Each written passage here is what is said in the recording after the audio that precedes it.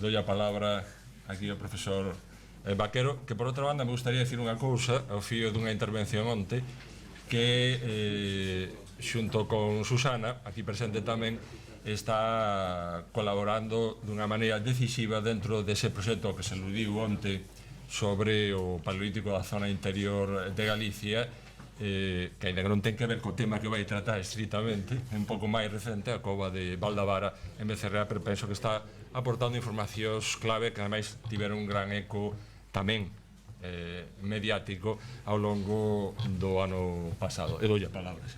Gracias, Ramón. Bueno, yo primero, como todos, quiero agradecer naturalmente a la organización de estos encuentros su amable invitación a participar en ellos. Agradecerles también la magnífica acogida, que en algunos aspectos pues supera lo que esperábamos. Y como ya les he dicho a Ramón, les voy a hablar de neandertales y humanos modernos, de ese proceso, de ese evento, podríamos llamarle, de cambio biológico y cultural que tiene lugar en Europa hace unos 40.000 años, y que se define biológicamente por la extinción de los neandertales y la aparición en Europa de los humanos modernos, y culturalmente por el final del Paleolítico Medio y el comienzo del Paleolítico Superior. Les tengo que decir que cuando me propusieron este tema por parte de la organización, yo acepté gozoso y alegremente, y luego me fui invadiendo una cierta sensación de pánico, porque la cantidad de información que se maneja en estos momentos sobre esta cuestión, la cantidad de publicaciones que aparecen regularmente, de congresos que se publican, de excavaciones, de proyectos de investigación dirigidos específicamente a abordar este tema es tan enorme que es muy difícil sintetizarlo en 45 minutos. Ni siquiera dar una idea aproximada de todos los matices y de toda la complejidad que afecta a esta cuestión. Y bueno, como ya verán, yo simplemente voy a dar unas pinceladas sobre este tema, pero cada uno de los aspectos que voy a tratar aquí podría ser objeto en sí mismo de una amplia discusión y de una amplia presentación. Ya les he comentado que este es un tema que interesa muchísimo a la investigación por muchas razones que son interesantes. La primera, porque aborda temas que son tradicionales en la investigación arqueológica y en concreto en la investigación del Paleolítico, ¿no? Las relaciones entre la biología y la cultura, si es que realmente existen, o las causas del cambio cultural. Hay cuestiones también que tienen que ver un poco con la, si me lo permiten, y aunque quizá esto que voy a decir no es muy ortodoxo desde el punto de vista científico, con la teatralidad de todo este asunto. Estamos hablando de cuestiones que tienen que ver con conflictos entre poblaciones, con extinciones de poblaciones enteras. Recuerdo hace poco un documental de la BBC que representaba este final de los neandertales simbólicamente. Al final del documental representaba a la familia neandertal triste, alejándose en la estepa helada, camino de su extinción. No sé si han leído o han visto, por ejemplo, El clan del oso cavernario, o han visto la película. Es un tema que en sí mismo es bastante cinematográfico. Y esto, aunque a nosotros nos cuesta reconocerlo, también influye de alguna manera, no voy a decir en nuestro trabajo como arqueólogos, pero sí en el discurso que construimos a partir de los datos. Y por último, también hay una cuestión que me parece muy interesante, tampoco muy estrictamente arqueológica, y es que en todo este asunto hay un trasfondo, si quieren, de tipo, podríamos decir, filosófico, que tiene que ver con cómo nos vemos a nosotros mismos. Porque al final ya van a ver que buena parte de esta discusión se centra en decidir si los neandertales eran o no eran como nosotros. Y, naturalmente, si entramos en esa discusión, primero tenemos que decidir cómo somos nosotros. Es decir, si desde el punto de vista, no voy a hablar ya desde el punto de vista biológico, que parece que sí, que bueno, el hombre moderno puede tener una definición más o menos precisa. Si desde el punto de vista conductual, bueno, pues somos capaces realmente de definir algo que defina culturalmente o conductualmente a los humanos modernos.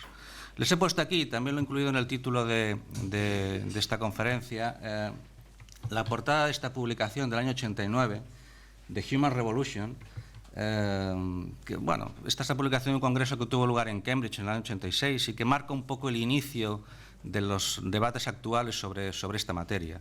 Es el momento en que se presentaron los primeros estudios de biología molecular, que nos han informado mucho sobre la relación genética entre las distintas poblaciones. Es el momento de auge de la confrontación, a veces bastante agria, entre la escuela multirregional y los partidarios del origen africano de los humanos modernos. Es un momento en que se empezaban a acumular también una gran cantidad de datos arqueológicos de alta calidad. Y el título lo dice todo, la revolución humana, ¿no? Estamos en un momento en el que abundan las grandes palabras. Hay algunos investigadores que hablan del inicio de la historia comienza ahora, o del inicio de la cultura tal como la entendemos, ¿no? Se entiende, por tanto, que es un momento, es un proceso de gran trascendencia en la historia de la humanidad. Desde luego, una trascendencia mucho mayor que la que pudieron tener revoluciones posteriores, como la revolución del Neolítico o la revolución industrial, ¿no? Una revolución que terminó con la constitución de nuestra propia, podríamos decirlo así, aunque el término no me gusta mucho, nuestra propia esencia como especie o esencia como población. Vamos a presentar primero a los protagonistas de la historia, a los neandertales y a los humanos modernos. Aquí les he puesto una pequeña descripción de las características anatómicas que diferencian a ambas poblaciones. Yo no soy paleoantropólogo, no voy a entrar en la discusión de estos caracteres morfológicos. Baste decir en este momento que efectivamente neandertales y humanos modernos eran diferentes anatómicamente. De eso caben pocas dudas, ¿no? Tanto desde el punto de vista del esqueleto craneal, que es quizá la parte que más ha centrado, que más concentra estas diferencias, la morfología del cráneo, como desde el punto de vista del esqueleto postcraneal. Hay una cosa que parece bastante clara, y algunos investigadores hacen especial énfasis en esta cuestión, y es que los neandertales eran más robustos.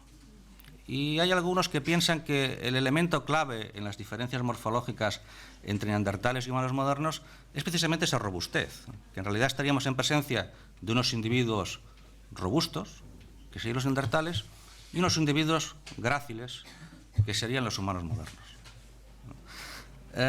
Pero hay otras características que hacen de los neandertales unos individuos especialmente enigmáticos, ¿no? E inquietantes desde el punto de vista de la investigación, tal como se había abordado tradicionalmente. Por ejemplo, si se fijan, el tamaño del cráneo entre los neandertales es de promedio superior incluso al tamaño del cráneo entre los humanos modernos. Esto rompía un poco esa teoría que se había manejado en los inicios de la paleoantropología, de que la hominización, el proceso de formación de la especie humana, iba asociada a un tamaño progresivo, a un incremento progresivo del tamaño del cerebro. Los australopithecus tenían un cerebro pequeño, los homínidos, el Homo erectus, tenía un cerebro un poco mayor, y el cerebro iba creciendo hasta los humanos actuales. Bueno, los neandertales nos muestran que esto no es precisamente así. Quizá, obviamente, este tamaño del cráneo puede tener que ver con el propio grado de robustez que les comentaba, ¿no? Pero es verdad que, ya verán que luego comentaremos que una parte de la investigación basa las diferencias que veremos entre los registros culturales de unos y otros en diferentes capacidades cognitivas que tienen que ver con la estructura del cerebro, que tienen que ver con mecanismos neuronales, ¿no? Con procesos neuronales. Desde luego, el tamaño del cráneo parece que no tuvo mucho que ver en estos aspectos.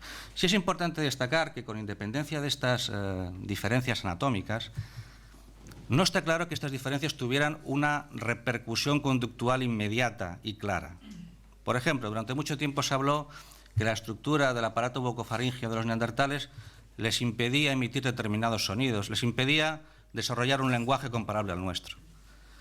O incluso que la estructura del esqueleto, de las extremidades, de los brazos y las piernas, les impedía desarrollar determinados movimientos, por ejemplo, movimientos de lanzamiento de objetos, o les dificultaba determinadas formas de locomoción. Bueno, todos esos aspectos, desde luego, no parece que se hayan confirmado posteriormente. Es decir, no podemos, desde luego, achacar las diferencias conductuales que veremos ahora, en principio, a las características morfológicas de ambas poblaciones. Ambas poblaciones que están emparentadas estrechamente, ¿no? Aquí tiene el árbol filogenético de la evolución de las distintas poblaciones humanas, y pueden ver que el Homo el neandertal, el Homo neanderthalensis y el Homo sapiens, pues parten de un ancestro común. A partir de este ancestro común se desarrollan dos líneas evolutivas, una que conduce al humano moderno, al Homo sapiens, a nosotros, y otra que conduce a ellos, a los neandertales. ¿En qué momento se inicia esta divergencia en las líneas evolutivas? Bueno, es algo que está sujeto a discusión. Aquí les he puesto el cráneo número 5 de la Sima de los Huesos, de la Serra de Atapuerca, que es bastante informativo en relación con esta cuestión del inicio de la divergencia de las poblaciones, porque durante mucho tiempo el cráneo número 5 está claramente en la línea de adquisición de los caracteres neandertales. El cráneo número 5 nos muestra que este proceso de neandertalización, de adquisición de los caracteres neandertales, ya se ha iniciado en este momento. Y durante mucho tiempo se barajó que este proceso de neandertalización, esta divergencia entre humanos modernos y neandertales, se podía iniciar pues en torno a los 300.000, 400.000 años antes del presente. Las últimas dataciones obtenidas precisamente en la Sima de los Huesos hacen que este momento retroceda considerablemente. Y actualmente se está barajando una cronología para estos homínidos de la Sima en torno a los 500.000 años o incluso algo más antigua. Por tanto, situaríamos el momento de la divergencia en un momento sensiblemente anterior al que se barajaba en fechas relativamente recientes. Quizá hace ya 600.000 años se inicia este proceso de diferenciación entre neandertales, este proceso que en Europa conduce a los neandertales y en África conduce a los humanos modernos. Bueno, vamos a hablar de los neandertales. Hay un tema que tiene un interés intrínseco en sí mismo y que podría ser objeto de una enorme discusión y larguísima discusión, y es de cómo ha cambiado con el paso del tiempo la visión que tenemos de los neandertales. Cómo ha cambiado la consideración que no solamente los científicos, sino que el público en general ha tenido de estas poblaciones, ¿no? Esta visión se vio muy influida en determinado momento, a principios del siglo XIX, a principios del siglo XX, por las primeras reconstrucciones que se hicieron de la morfología neandertal a partir de los fósiles de neandertales de los que se disponía en ese momento. Y en este aspecto fue especialmente significativa la reconstrucción que hizo un investigador francés, Marcelin Bull, a principios del siglo XX, que fue la que inspiró estas reproducciones que ven aquí. Marcelin Bull se basó en su reconstrucción en un fósil de neandertal recientemente descubierto en ese momento de la Chapelle aux Sens, el viejo de la Chapelle aux Sens, que era un hombre muy mayor, de edad muy avanzada, que estaba afectado por serias malformaciones, y si a esto le unimos las propias preconcepciones de Marcelin Bull sobre el papel de los neandertales en la filogenia humana y la voluntad más o menos explícita de sacar a los neandertales de nuestros ancestros, de la línea que conducía a nosotros, pues le hizo idear o le hizo plantear una reconstrucción que, como pueden ver aquí, pues representa a los neandertales como algo más parecido a un gorila que a un ser humano. Es decir, un individuo que caminaba encorvado, con las piernas arqueadas, las rodillas flexionadas, peludo, obviamente, cubierto de pelo como un gorila, con una capacidad cultural que no parece demasiado elaborada, como pueden ver aquí. Una imagen bastante negativa de los neandertales, bastante que reforzaba esta vinculación más con cualquier especie de primate o de simio que no con el ser humano, ¿no?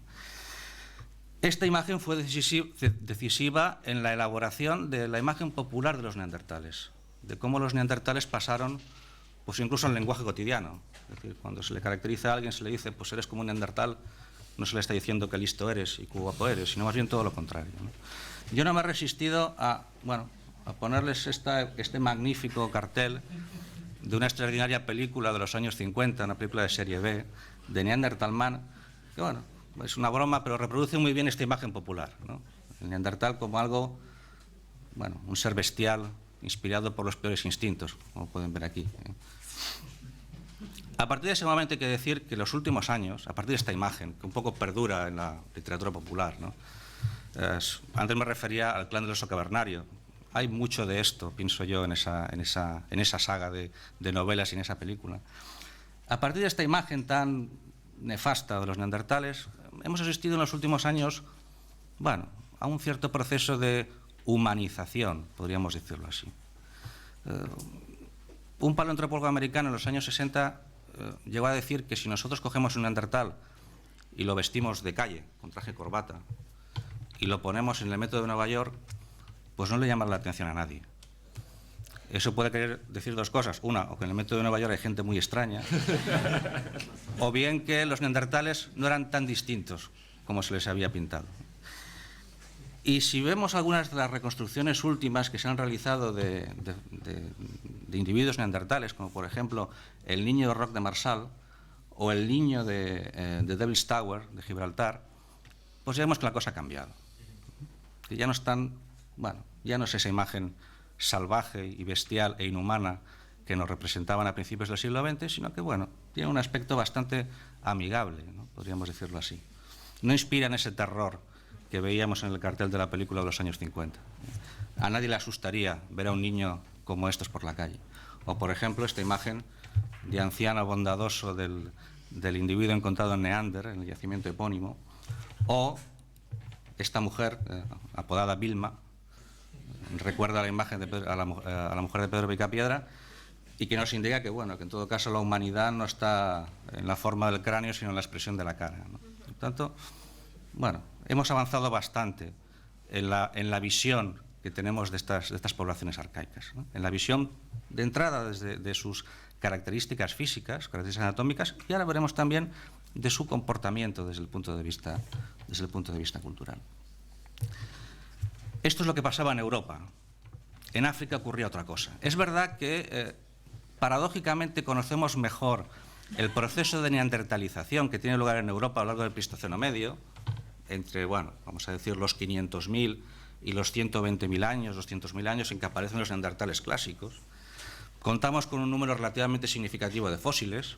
Contamos, por ejemplo, con conjuntos como el de la Sima de los Huesos, realmente extraordinario para el estudio de este proceso de neandertalización, pero conocemos algo peor el proceso que tiene lugar en África en estos momentos y que conduce a la aparición de nuestra especie, de los humanos modernos, ¿no?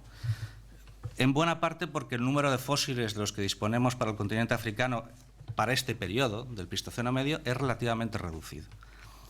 Sabemos, sin embargo, que a raíz del descubrimiento de estos fósiles en un yacimiento de Etiopía, en Jerto, sabemos, esta es la reconstrucción realizada a partir de estos fósiles, sabemos que hace aproximadamente unos 160.000 años, a finales del Pleistoceno medio, este proceso ya estaba muy avanzado, ¿no? Y desde luego los fósiles de Jerto muestran unas características que están ya muy próximas a las características de los humanos modernos.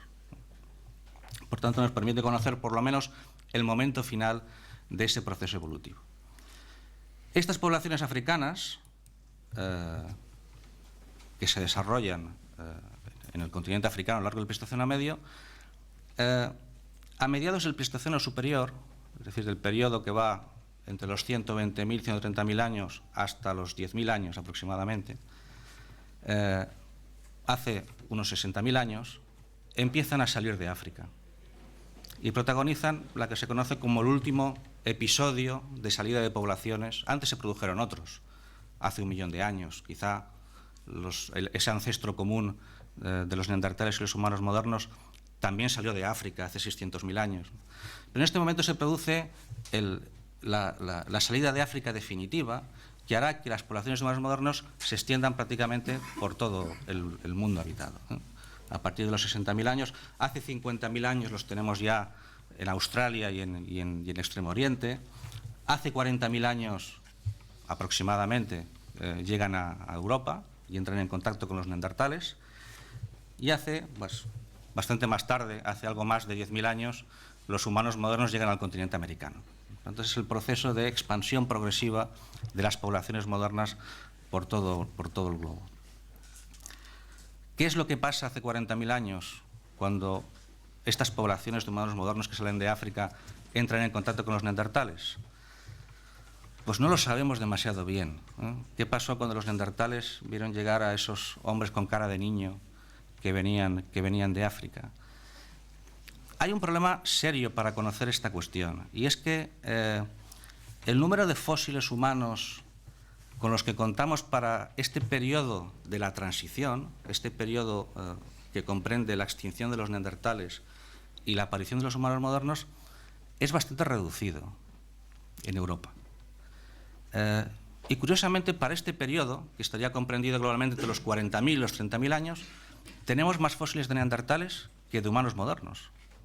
Tenemos muy pocos fósiles de humanos modernos que nos permitan conocer las características de estas poblaciones.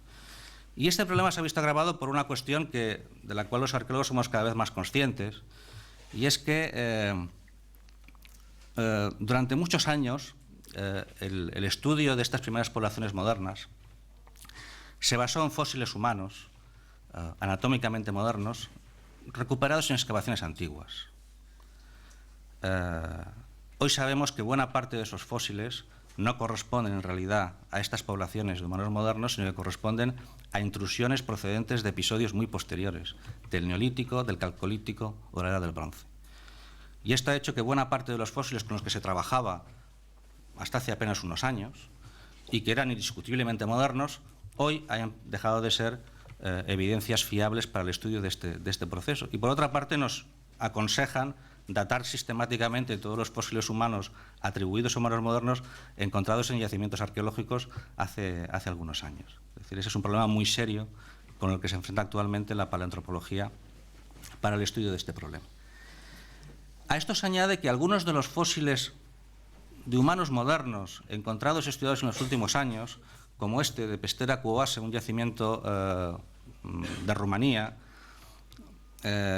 datado en torno a los 35.000 años, muestra unas características modernas, es cierto, pero según Eric Trinkaus, que es uno de los paleoantropólogos que lo ha estudiado, también presenta algunos caracteres que lo asociarían de alguna manera a los neandertales. Con lo cual se nos plantea claramente el problema de la hibridación entre neandertales y humanos modernos. Hay algunos investigadores que la rechazan abiertamente. Hay muchos paleoantropólogos que rechazan claramente la interpretación de Eric Trinkaus. Obviamente lo que les cuento aquí, todo lo que les cuento es discutible y discutido. Y esto, por supuesto, como todo lo demás. Hay investigadores que rechazan completamente esta posibilidad, partiendo de la base de que eran especies distintas y, por tanto, era imposible que tuvieran descendencia fértil entre ellas, o incluso utilizando los argumentos conductuales. Eran poblaciones conductualmente tan diferentes que cualquier contacto entre ellos sería prácticamente imposible. Habría tanta distancia desde el punto de vista del comportamiento, eso lo discutiremos ahora, que cualquier contacto entre ellos sería realmente muy difícil. No podrían ni llegar a comunicarse entre ellos.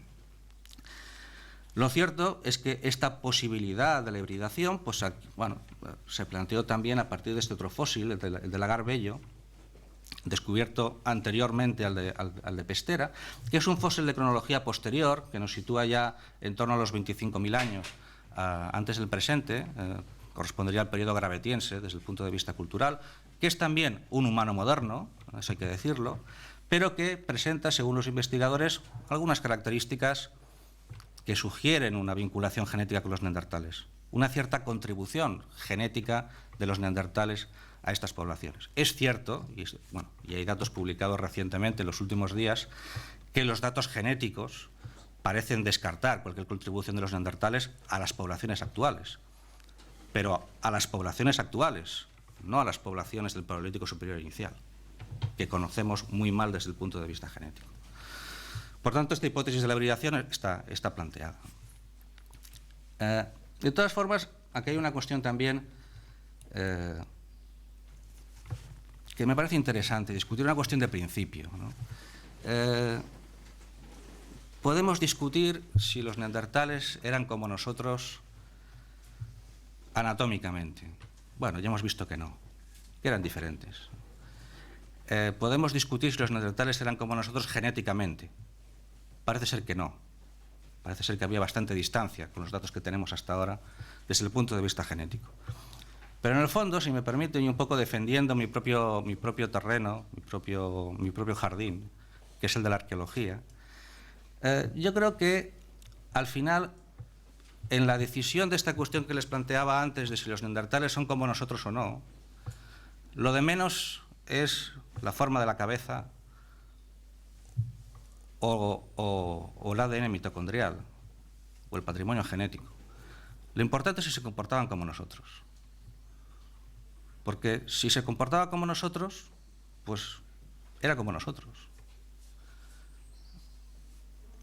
Esto es importante sobre todo a la hora de valorar ciertas interpretaciones mentalistas que circulan en la literatura arqueológica, en el sentido de que, bueno, lo que nos constituye como... Esto tiene que ver un poco con la filosofía de la Ilustración y con Descartes y con la diferencia entre lo que la gente piensa y lo que la gente hace, y con sostener esto de que al final somos lo que pensamos y no lo que hacemos, ¿no? De alguna forma la arqueología nos conduce por el otro lado, ¿no? Somos lo que hacemos. Lo que pensamos no lo sabemos. No sabemos si un chimpancé tiene unos pensamientos muy complejos. Quizás sí. ¿Quién lo sabe? Nadie se ha metido en la cabeza de un chimpancé. A lo mejor tiene unos pensamientos muy elaborados. Lo que sabemos es que no se comporta como nosotros.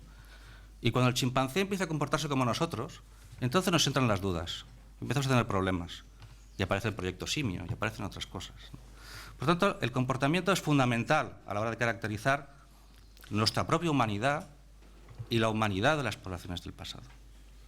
Y aquí nos enfrentamos con un problema muy serio desde el punto de vista arqueológico, y es el de la definición de este concepto que aparece en la literatura arqueológica, que es el concepto del comportamiento moderno.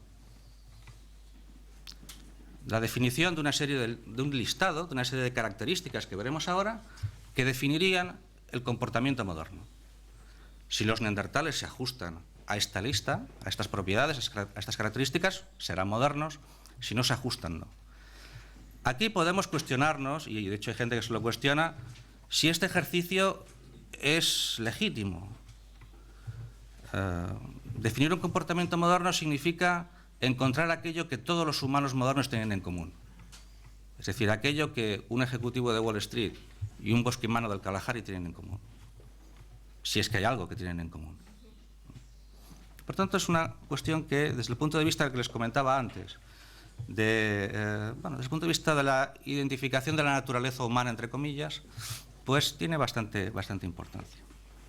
Estas, las principales diferencias planteadas entre neandertales y humanos modernos, o entre el Paleolítico Medio y el Paleolítico Superior, pues las vamos a ver ahora rápidamente. Las he estructurado en una serie de ámbitos. El comportamiento técnico, luego lo veremos con un poco más de detalle. El comportamiento técnico, por ejemplo, afecta a la tecnología lítica, el uso de la talla laminar, que según algunos investigadores define el inicio del Paleolítico Superior, las características de los artefactos utilizados entre las poblaciones del Paleolítico Superior y sus diferencias con los artefactos utilizados por los neandertales en el Paleolítico Medio, la fabricación de artefactos en otros materiales, las estrategias de subsistencia, que según algunos investigadores también cambian radicalmente en el momento de la transición. Se dice que los humanos modernos hacían una explotación más eficiente del entorno, estaban limitados para cazar y explotar grandes mamíferos, grandes animales, llevaron a cabo una ampliación del espectro de la dieta, de la base subsistencial, que les otorgó una ventaja adaptativa, eso lo veremos ahora. El comportamiento espacial, también lo discutiremos. Bueno, se dice que tenían estrategias de movilidad mejor organizadas a los patrones de variación estacional de los recursos, que esto también les permitió adaptarse a entornos más exigentes, a llegar a sitios en latitud y en altitud a los que los neandertales nunca habían llegado. Es decir, tenían una mayor capacidad para adaptarse a entornos exigentes desde el punto de vista ambiental. Desde el punto de vista del microespacio, pues un espacio más organizado, funcionalmente más diferenciado, con estructuras más complejas, eso lo veremos ahora. Muy importante, y esto es una cosa a la que se está prestando creciente atención en los últimos años, el comportamiento social.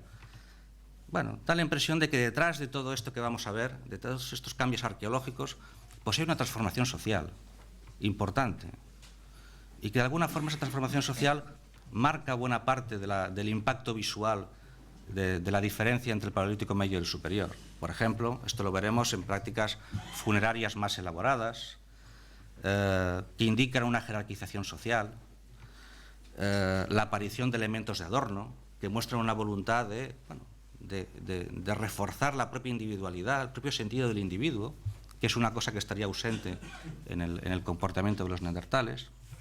Y todo esto relacionado con lo que se considera la gran transformación.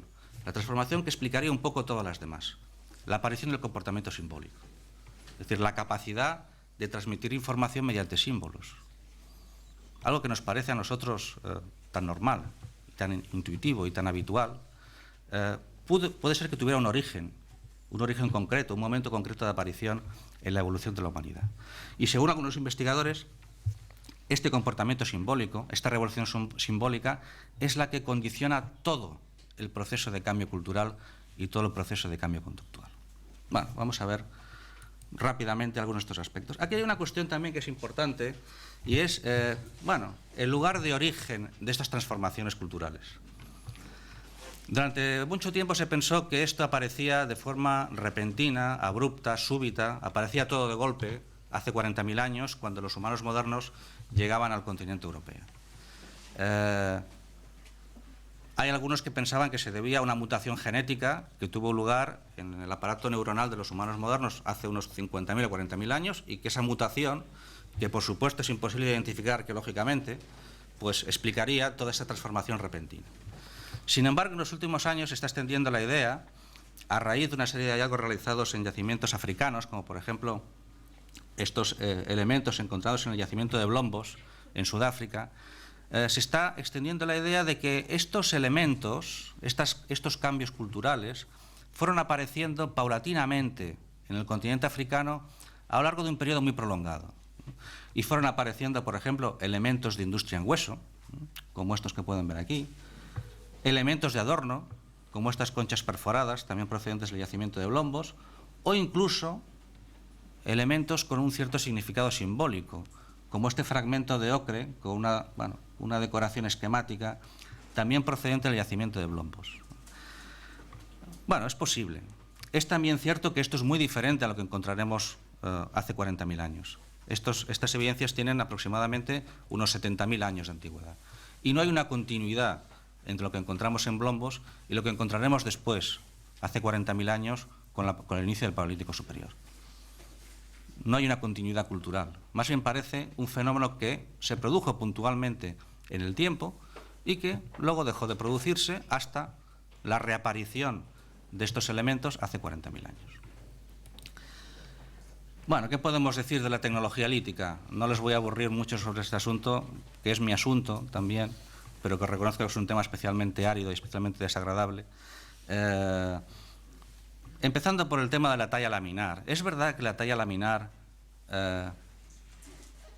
define la aparición del Paleolítico Superior? Bueno, hoy sabemos que no exactamente.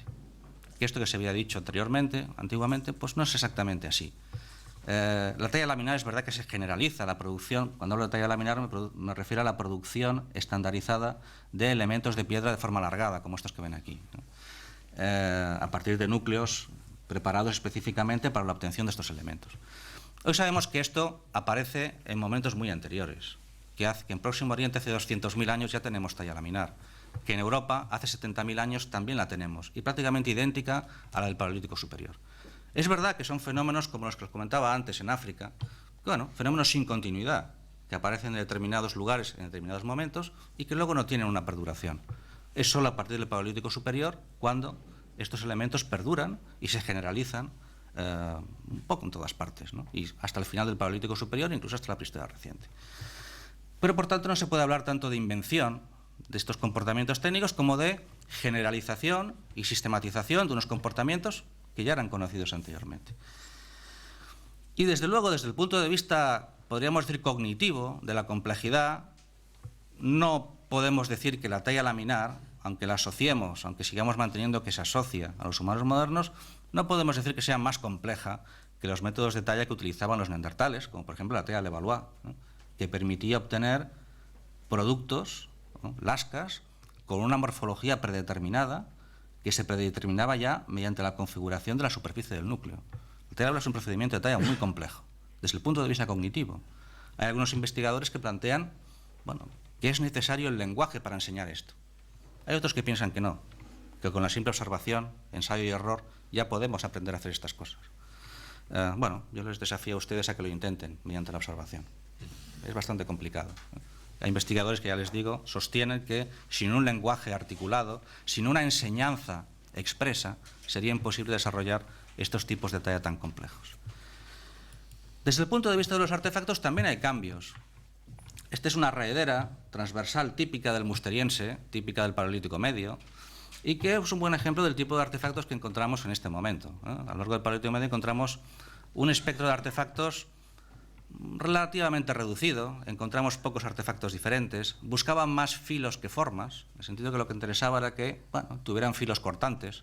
No tanto les interesaba dar una forma concreta al conjunto del artefacto, sino simplemente otorgarle unas propiedades funcionales. Y sobre todo lo más importante de este tipo de artefactos del Paleolítico Medio es que eran muy versátiles, servían un poco para todo. Eran como, se les ha comparado con la navaja suiza, vale para todo. Es decir, lo utilizaban para cortar la carne, para trabajar el hueso, para trabajar la piel, para cortar madera. Es decir, esta misma raedera podía servir para un montón de cosas diferentes. ¿Cuál es la transformación que se produce con la aparición del Paleolítico Superior? No tanto la aparición de artefactos nuevos, porque estos artefactos ya se conocían y aparecen en yacimientos más antiguos, sino la aparición de una mayor estandarización en la forma de los artefactos y, sobre todo, una mayor especialización en el uso de los artefactos.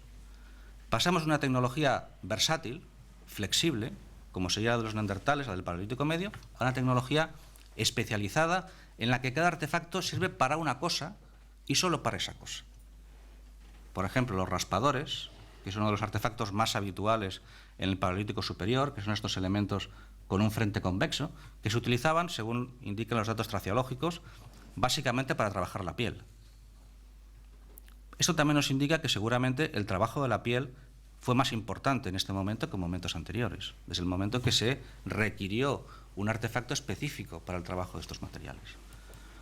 O, por ejemplo, la gran variedad de puntas de elementos de proyectil que encontramos a partir del mismo inicio del Paleolítico Superior, como las puntas de dorso que pueden ver aquí, que corresponden a un yacimiento magdaleniense, pero que, elementos como estos los empezamos a encontrar ya desde la Auriñaciense, ya desde el principio del Paleolítico Superior.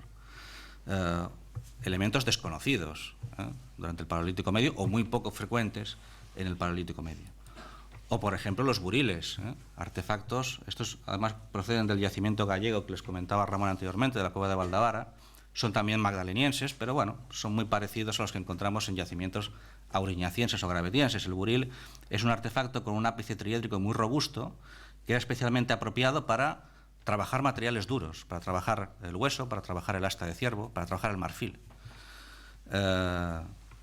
Y se utilizó precisamente para trabajar estos elementos. Es decir, hay una especialización entre la forma de los artefactos y la función en la que se utilizaban esos artefactos. La aparición de artefactos en hueso o en asta de ciervo, estos artefactos no eran desconocidos en el Paleolítico Medio, pero es verdad que eran muy poco frecuentes y en muchos casos trabajados con la misma técnica que se utilizaba para trabajar la piedra, mediante la percusión. Esta, por ejemplo, es una punta en hueso que procede de un yacimiento catalán en la Bric Romaní, que tiene unos 50.000 años de antigüedad, en la que se puede ver cómo, mediante extracciones, configuran un objeto apuntado con la misma tecnología que utilizan para trabajar una herramienta en piedra. No hay una tecnología específica para trabajar el hueso. Es verdad que en algunos yacimientos del Paleolítico Medio, como estas son unas puntas procedentes de Salzgitter-Glevenstedt, que es un yacimiento alemán, en el que se encontraba una serie de costillas aguzadas, de costillas pulidas en un extremo para producir una punta. Es verdad que la técnica del pulido parece que no era del todo desconocida en el Paleolítico Medio. También la encontramos, por ejemplo, en algunos hallazgos realmente poco frecuentes, como las lanzas de Schöningen, que son lanzas en madera, que también muestran este tipo de trabajo de los materiales mediante el pulido, el aguzado de elementos mediante el pulido. Por lo tanto, nos volvemos a encontrar con un comportamiento que no es desconocido, pero que sí es poco frecuente, y eso hay que reconocerlo. En cambio, en el Paleolítico Superior, esto se generaliza, se sistematiza, se desarrollan nuevas técnicas de fabricación de artefactos en hueso y en materias duras animales, el ranurado, el pulido, aparecen nuevos tipos de artefactos, las azagallas, los arpones magdalenienses, obviamente, los llamados bastones de mando. Es decir, aparece todo un amplio espectro de elementos materiales que nos dicen que algo ha cambiado realmente en lo que corresponde a la tecnología de fabricación de estos elementos. Y estos elementos nos introducen también en una de las cosas que pueden explicar algunos de estos cambios en la tecnología, que es la aparición de nuevas técnicas de caza. hay una cosa que es evidente desde los inicios del Paleolítico Superior, y es que hay un desarrollo considerable de la tecnología encaminada a fabricar armas arrojadizas. No parece que esa tecnología existiera en el Paleolítico Medio, o no hay datos concluyentes que permitan decirlo así. En cambio, en el Paleolítico Superior esa tecnología aparece desde el principio, asociada pues, a la presencia, por ejemplo, de propulsores que permiten lanzar a grandes distancias elementos arrojadizos, jabalinas o azagallas, o la aparición del arco y la flecha con el solutrense. Es decir, la tecnología de fabricación de armas arrojadizas sí que me parece que muestra un cambio sustancial en las técnicas de caza. Y esto permitiría quizá explicar algunos aspectos realmente curiosos. Hay un aspecto que ha sido destacado por los paleoantropólogos en relación con las morfologías, con el estudio de los restos fósiles de neandertales, y es que los restos fósiles de neandertales suelen presentar una cantidad de traumatismos realmente impresionante. Es decir, un estudio de Eric Trinkaus, el paleoantropólogo que les citaba antes, decía que la mejor comparación entre los traumatismos que presentaban los neandertales era con los vaqueros que participan en los rodeos.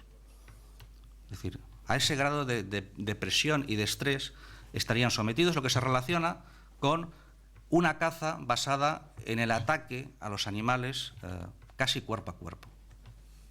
Esto permitiría, quizá, mantener un poco más las distancias con los animales que se cazaban y conservar un poco mejor o realizarlo en condiciones de seguridad mucho mejores. Porque sobre la subsistencia, lo que decíamos antes, ¿qué podemos decir? Hubo un investigador americano, Louis Binford, que dijo que los neandertales eran incapaces de cazar grandes animales por un problema de falta de capacidad para realizar una previsión a medio o largo plazo. Y también por falta de competencia comunicativa que les permitiera organizarse en grupos y realizar episodios de caza más o menos complejos. Hoy sabemos que esto no es así. Es decir, hay bastantes datos que corroboran la idea de que los neandertales eran cazadores eficientes de grandes animales. Y no solo eso, sino que eran sobre todo cazadores de grandes animales. Cazadores de caballos, de ciervos, de grandes bóvidos, de bisontes. Estos son los tres animales que constituyen la mayor parte de los conjuntos faunísticos en yacimientos de neandertales, en yacimientos de Paleolítico Medio. Y en cambio, encontramos una representación comparativamente menor de otros animales más pequeños, como pueden ser animales de roquedo, como cabras o rebecos. Por tanto, parece que está claro que la capacidad de los neandertales para cazar estos grandes bichos no era tenían una capacidad perfectamente desarrollada. Quizá, y esto es una cosa que se apunta también en los últimos años cada vez con más fuerza, la revolución no estuvo en la caza de grandes animales, sino en la caza de pequeños animales. Y esto sí que parece que nos anuncia un cambio importante con el inicio del Paleolítico Superior. La caza de conejos, la recolección de moluscos, la pesca de peces, la capacidad de acceder a todo este amplio espectro de recursos pequeños. Esto sí que se inicia con fuerza con el Paleolítico Superior. En algunos contextos, por ejemplo, en el Mediterráneo, que es de donde yo vengo, las faunas del Paleolítico Superior no tienen nada que ver con las faunas del Paleolítico Medio. En el Paleolítico Medio encontramos lo que les comentaba antes: ciervos, caballos, bóvidos, rinocerontes. Y a partir del Paleolítico Superior, desde el inicio del Paleolítico Superior, ya con el Auriñaciense, empezamos a tener un 90% de restos de conejo en los yacimientos, con algunos huesos de ciervo, de cabra, pero el conejo es claramente el animal predominante hasta el final del Paleolítico Superior e incluso más allá. Es verdad que en otras zonas esta diferencia no es tan marcada. Por ejemplo, en el Cantábrico se han apuntado elementos de continuidad en las especies cazadas entre el Paleolítico Medio y el Paleolítico Superior. Pero es verdad que en ciertas zonas hay un cambio radical en el tipo de especies capturadas y en el espectro de la dieta, por tanto. 5 minutos.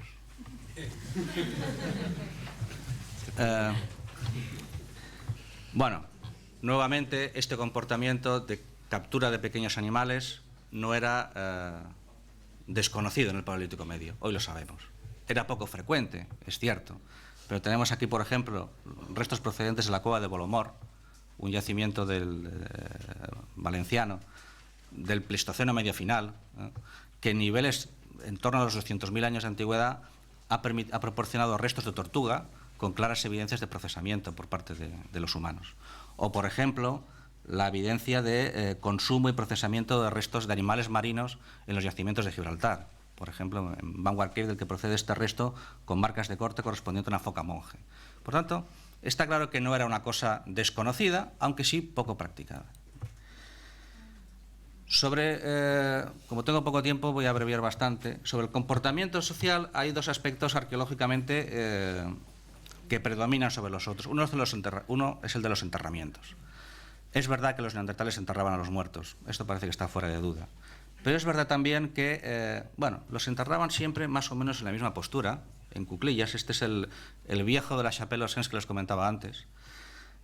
Los enterraban siempre en la misma postura, aislados, enterraban a individuos aislados y desprovistos de cualquier tipo de ajuar funerario. Esta es una reconstrucción. Bueno, por ejemplo, en el caso de Xanidar, que es otro enterramiento neandertal, se dice que quizá lo cubrieron de flores como una forma de ofrenda funeraria. No está tampoco demasiado claro. Esto cambia realmente con el Paleolítico superior. Empezamos a encontrar, primero, una mayor variabilidad en la disposición de los cadáveres. Empezamos a encontrar distintos individuos asociados en el mismo enterramiento, que parece indicarnos que hay una vinculación, no sé si de parentesco, pero sí social, entre estos individuos. Este es el enterramiento triple de Dolny-Bestoniche. Uno de los individuos está boca abajo, otro está boca arriba y otro está boca arriba, pero con una mano encima de la anterior. Y además asociados a un ajuar funerario, en muchos casos espectacular. Este es un enterramiento de Sungir, un yacimiento ruso. Esta es la reconstrucción. El individuo fue enterrado completamente vestido, el ropaje estaba adornado pues, con elementos de adorno, miles de elementos de adorno. Este es otro elemento de Sungir, que también nos evidencia lo mismo. El caso del conocido como el príncipe de Arena Candide, que se le llama el príncipe por la riqueza del ajuar funerario al que estaba asociado.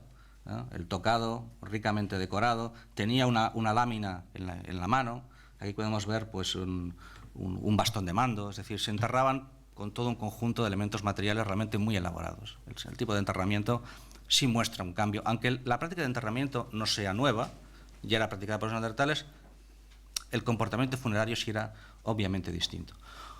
El segundo aspecto que nos habla de la transformación social es los elementos de adorno personal. Hay una amplísima variabilidad de elementos de adorno personal desde el principio del Paleolítico superior. En conchas marinas perforadas, dientes perforados, piedras pulidas y perforadas, como este magnífico ejemplar procedente del yacimiento vasco de Preleaitz. Estos son dentalios procedentes de la cueva de Valdabar, del yacimiento de Lugo, del que les hablaba antes. Es decir, todo un amplio espectro de elementos materiales que nos indican un comportamiento que ya les comentaba antes, de manifestación de la individualidad y también, por qué no decirlo, de manifestación de las diferencias sociales.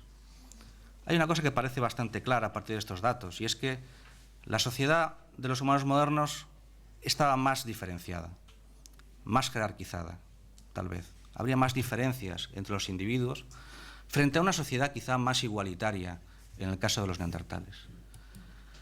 Hay quien dice que los roles de género empiezan en este momento, que esa diferencia contrastada ampliamente entre los cazadores-recolectores actuales, entre las mujeres que se dedican a la recolección y los hombres que se dedican a la caza, empieza con el Paleolítico superior. Hay un artículo reciente que apunta en este sentido y que esto además es eficiente desde el punto de vista de la adaptación y de la explotación del entorno. Las diferencias, el hecho de que las mujeres se dediquen a una cosa y los hombres se dediquen a otra, es interpretado como un elemento ventajoso desde el punto de vista adaptativo.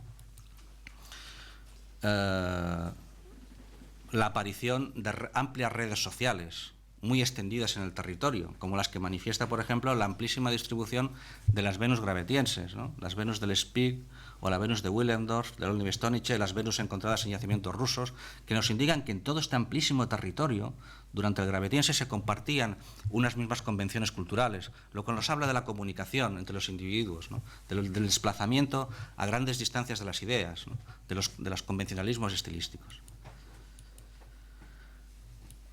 Por último, ¿qué podemos decir del arte? Bueno, es verdad que en conjuntos de Paleolítico medio, incluso más antiguos, se han encontrado algunas cosas que algunos investigadores han interpretado como evidencias de comportamiento simbólico o artístico. Esta es la Venus de Berek el-Ram y esta es la Venus de Tantán. ¿Por qué le llaman Venus a esto? No lo sé. Bueno, sí lo sé, por comparación con esto. aunque son cosas bastante diferentes. Y parece claro que estos son básicamente elementos naturales, en los cuales quizá se ha enfatizado artificialmente algunos de los rasgos, por ejemplo, esta incisión que presenta la Venus de Berekhat-Ram para enfatizar el aspecto antropomorfo. Pero está claro, primero, que son cosas muy aisladas y muy discutibles y muy discutidas por parte de algunos investigadores, y está claro que no es esto.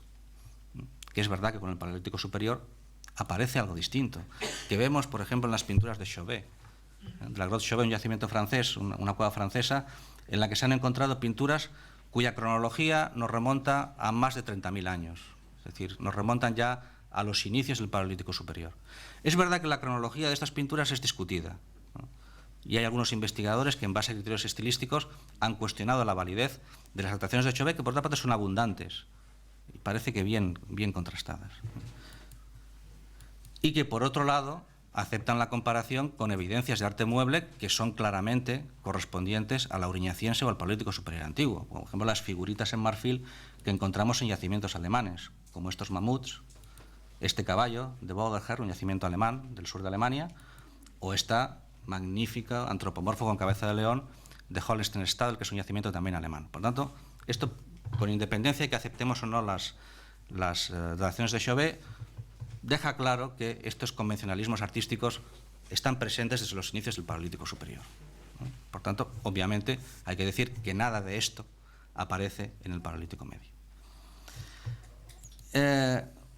Bueno, iba a hablar sobre el Châtel Perroniense, pero me parece que no.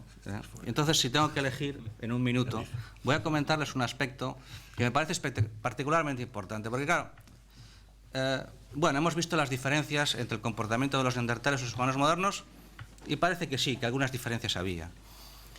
Pero, ¿cómo podemos interpretar entonces a los neandertales? Es decir, ¿qué nos aportan los neandertales? Y en este sentido hay un aspecto que me parece muy importante para entender no solo el comportamiento de los neandertales, sino la formación de los conjuntos arqueológicos del Paleolítico Medio, que es un tema al que se le está prestando creciente atención, y es el tema de la aparición de los campamentos y la aparición de los espacios domésticos. Por aquí estamos hablando de arte, de aspectos simbólicos, aspectos que nos remiten a la religión, a cuestiones muy complejas, pero quizá tengamos que bajar un poco al suelo e ir un poco más a la vida cotidiana. Y hay una cosa que tenemos bien documentada a partir de estudios de poblaciones de cazadores actuales, y es que si hay una cosa que comparten todos ellos, es que todos se sientan en torno al fuego para hablar. Todos. En todos los campamentos de cazadores que conocemos, el elemento central es el hogar, el fuego, en torno al cual la gente se sienta para procesar la comida, para fabricar herramientas y sobre todo para hablar. Porque se sientan para comunicarse, porque se sientan en torno al fuego, no porque necesiten el fuego, sino porque el fuego es el sitio en el que se relacionan entre ellos. Es un espacio de relación social. Y por tanto, la aparición de estos elementos en el registro arqueológico, de estas estructuras, de la aparición de la evidencia que nos indique que la gente hizo esto, se sentó en torno al fuego para hacer cosas, seguramente nos está indicando que estas competencias comunicativas, que estas estrategias de socialización ya estaban presentes. Y esto parece bastante claro que ya lo tenemos en el Paleolítico Medio. Que en yacimientos como la cueva de Bolomor, que les citaba antes, donde tenemos quizá los hogares bien contrastados más antiguos de Europa, ya tenemos este comportamiento sistemático de realización de actividades en torno al fuego. O, por ejemplo, en el yacimiento de la Brique Romaní, yacimiento de 50.000, esto corresponde a un nivel de unos 50.000 años de antigüedad, que ha proporcionado una gran cantidad de estructuras de combustión de hogares y que muestra, pues, lo que es la estructura del campamento de cazadores actuales, es decir, hogares y acumulaciones de restos en torno a hogares. Es decir, y este elemento, que parece muy poco espectacular, desde luego no es comparable con las pinturas de Chauvet, ni yo lo pretendo, no es comparable con la Venus de Willendorf, sí nos habla de un comportamiento que podríamos decir, aunque es un concepto que no me gusta, moderno en esencia. Que si tuviéramos que caracterizar de alguna forma a los neandertales, es decir, ¿qué eran los neandertales? Pues eran esto, era gente que se sentaba en torno al fuego para trabajar y para hablar. Y que seguramente su humanidad radica precisamente en esto. Y esto es todo. Muchas gracias.